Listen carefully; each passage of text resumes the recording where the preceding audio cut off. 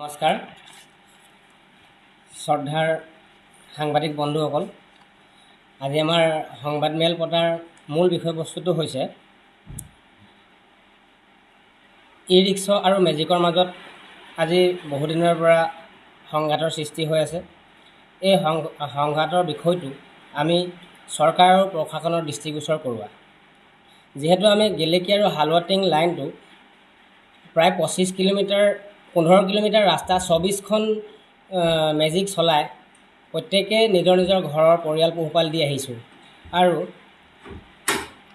আমাৰ ইয়াৰ সকলো সদস্যই মেজিক চলাই নিজৰ পৰিয়াল পৰিচালনা কৰি আহিছে।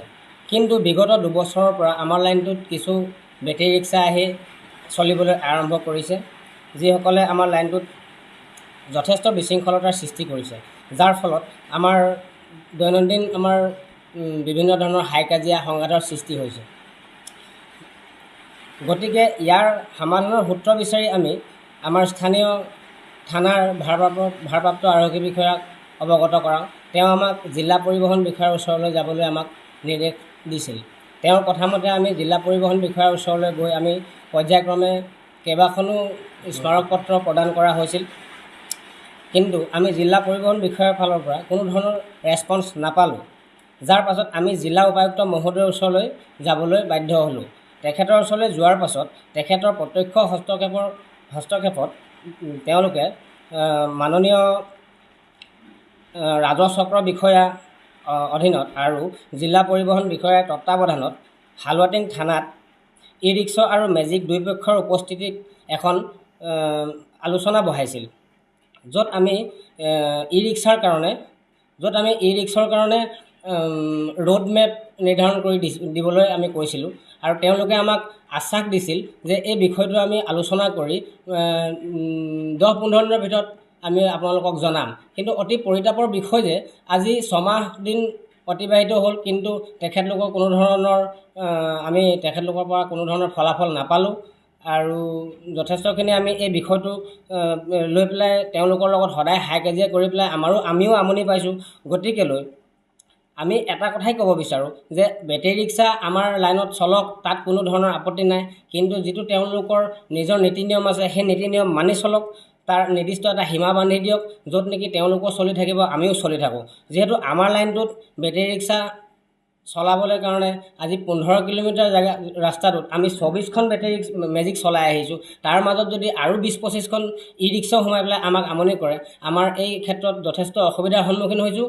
আৰু আমি আমাৰ গাড়ীৰ ডকুমেণ্টছ যেনে আমি ৰোড টেক্সৰ পৰা আদি কৰি বিভিন্ন ধৰণৰ যিবিলাক আমি বাকায়া দিবলগীয়া হয় বছৰেকীয়া, সেইবিলাক দিয়াত আমি যথেষ্ট অসুবিধাৰ সন্মুখীন হৈছোঁ।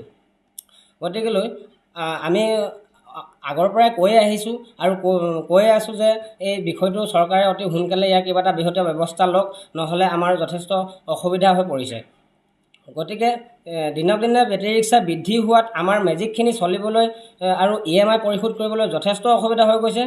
আৰু অন্যথা আমি আমাৰ ফালৰ পৰা আমি কৰিছোঁ, তেওঁলোকে যদি কোনো ধৰণৰ ব্যৱস্থা গ্ৰহণ নকৰে তেনেহ'লে আমাৰ 24খন মেজিকৰ 24খন RC আমি কেঞ্চেল কৰিম আৰু তেওঁলোকে আমাক কেঞ্চেল কৰাৰ ব্যৱস্থা কৰি দিয়ক। আমি জিলা পৰিবহণ বিষয়াক আমি এই বিষয়টো লৈ পেলাই আবেদন কৰিম আৰু আমি অন্ততঃ আমি তেতিয়া এই লাইনটোত আমি 24টা পৰিয়ালে আমি বেটেৰী ৰিক্সা চলাই পেলাই, কাৰণ যিহেতু আমি বছৰেকত 7,500 টকাকৈ আমি বছৰেকীয়া কৰ দি আহিছোঁ আৰু তেওঁলোকৰ বছৰেকীয়া কৰ হৈছে মাত্ৰ 600 টকা আৰু তেওঁলোকৰ কোনো ধৰণৰ ইঞ্চুৰেঞ্চ পলিউশ্যনৰ কোনো কথা নাই। আমি প্ৰত্যেকটো বস্তুতে আমি কেলকুলেশ্যন কৰিবলৈ যাওঁ তেনেহ'লে আমি প্ৰত্যেক বছৰে আমি 40,000 পৰা 50,000 টকা এখন মেজিকৰ পৰা আমি দি আহিছোঁ চৰকাৰক।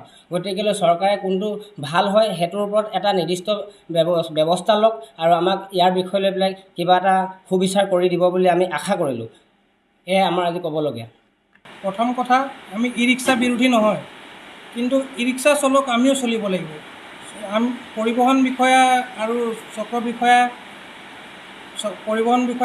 বিষয়া দুয়োৰে তত্বাৱধানত হালুৱাটিং থানাত মিটিংখন হ'ল, য'ত তেওঁলোকে ক'লে যে আমি এই বস্তুটো সমাধান কৰিম, কিন্তু তেওঁলোকে একো খবৰ নিদিলে।